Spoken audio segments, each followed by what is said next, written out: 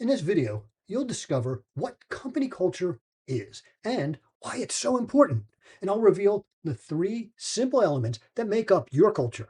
You'll also pinpoint the true root cause of the disconnect between the culture you want and the culture you have. And finally, I'll reveal why your company culture has nothing to do with your slogans, your perks, your mission statement, any of that. Make sure you stick to the end because you'll discover that one consideration that's never thought about when evaluating if someone is a good potential team member. A healthy aligned culture has a direct and measurable impact on your business. It's the engine for engagement, employee satisfaction, productivity, and ultimately profitability. A healthy culture becomes your number one competitive advantage. How come? Because your competitors can copy your product, they can steal your marketing plan, but they can't clone your culture. For your team, it creates an environment of psychological safety and clarity, allowing them to do the best work of their lives. And for you, it means you stop being the chief everything officer and start being a true leader. Now, just expand your thinking beyond just your company for a moment and think about the aspirational impact. Now, here's what I mean by that. Just imagine helping to usher in a world where people are fully self actualized, a place where their work isn't just a paycheck, but people are doing what they're born to be doing. It's a vehicle for their highest contribution. And when you build a culture that unlocks true and full human potential, that impact doesn't just stay at the office. Your team members take that clarity, that confidence, that sense of fulfillment and purpose to their home with them. It impacts their wives, their families, their children, their communities, everyone they touch. See, a great culture unlocks that human potential and that ripples outwards. That's the global impact. Now, this may sound like a heavy lift. It really isn't. And the rewards are beyond just the business advantages. So, what is culture? Well, it's really nothing more than the tangible expression of your company's values. Now, that sounds very ethereal, so let's go ahead and make that real.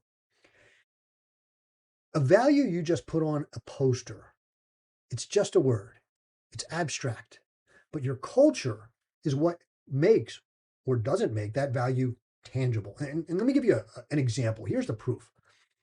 When I took over operations at Priority Moving, the office, it was a physical mess. It was clutter everywhere. It was completely disorganized. The files were constantly being misplaced. And guess what? Our moves were inefficient. We were actually losing money. The environment, the culture, well, it reflected a value of chaos. And that wasn't one of our company values. So the first thing I did was I got the office organized.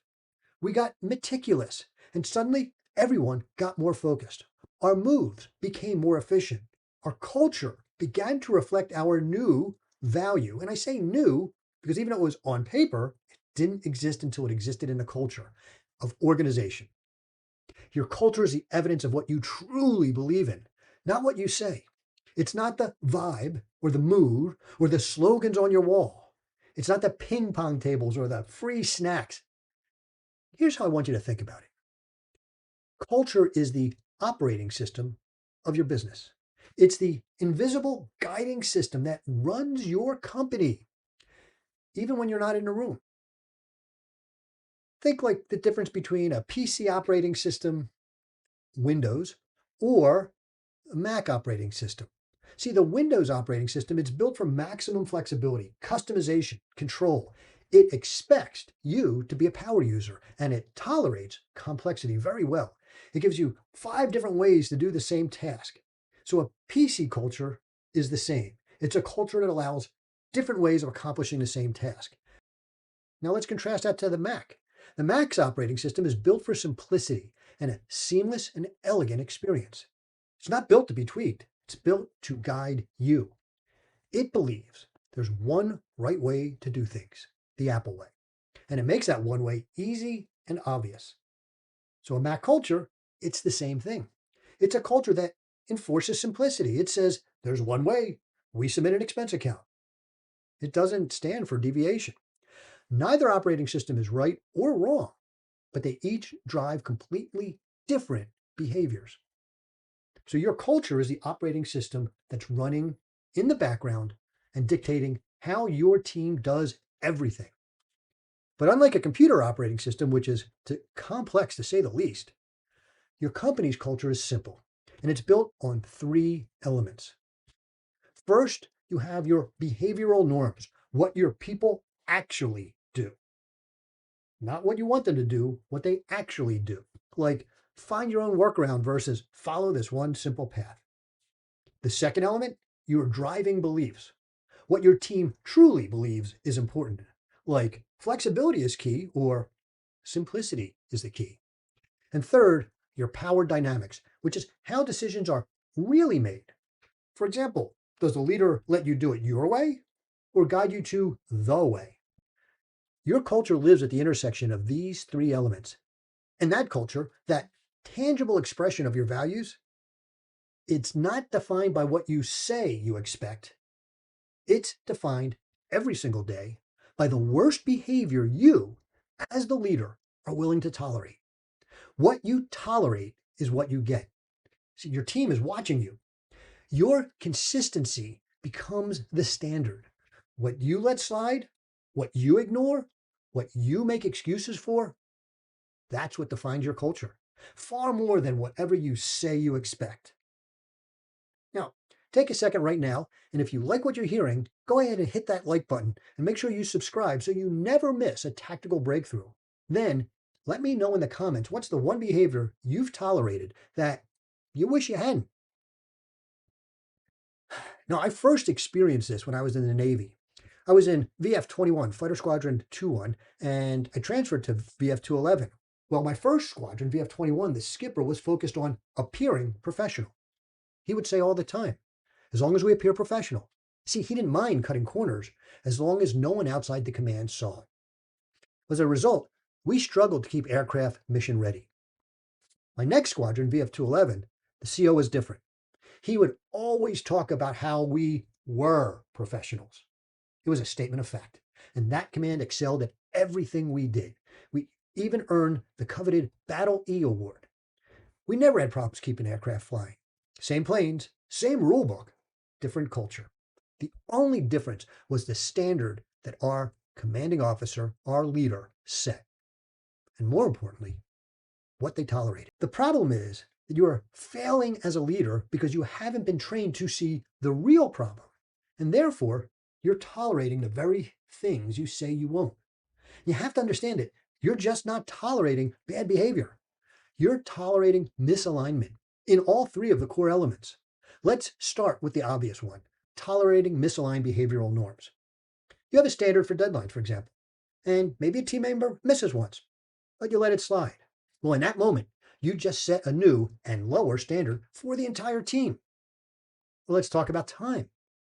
You as the leader like to show up late to meetings. You've got other things and sometimes it gets in the way. But you expect your team members to be on time. So you're modeling the behavior that your time is more valuable than theirs. The time is fluid. When you let these behaviors slide, you create confusion. Your team stops wondering, what is the standard? And they start wondering, what can I get away with? But it gets deeper. You also tolerate misaligned driving beliefs. This is a gap between what you say and what you do. For example, you might say you value radical candor and open communication, but you tolerate a polite culture, where everyone nods at the meetings and then the real meeting happens in the DMs later on. You just reinforced the belief that harmony is more important than truth. Perhaps you say you value work-life balance, but you tolerate managers sending emails at 10 p.m. and then praising the person who answers first. See, when your people see this gap, they don't just lose alignment, they lose trust. And finally, and most destructive, you tolerate the misaligned power dynamic. And this is the one that destroys companies. Let's say, for example, you say you stand for meritocracy. People earn, right, the rewards. But you have a toxic A player. That rainmaker who they hit their numbers all the time. They crush their numbers, but they are a tyrant to their team.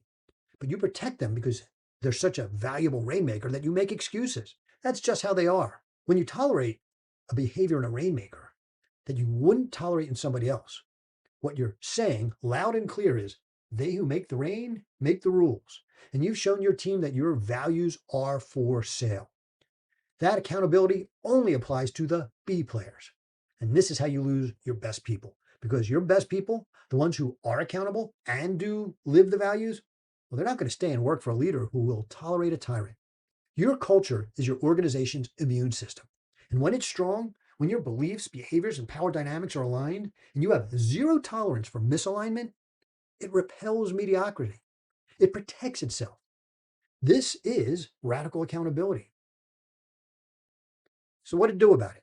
Well, your first job as a leader is to set and hold the standard with your own actions. Stop tolerating and start correcting. You must have zero tolerance for misalignment in both your behaviors, your beliefs, and the power dynamics. That's your immediate call to action.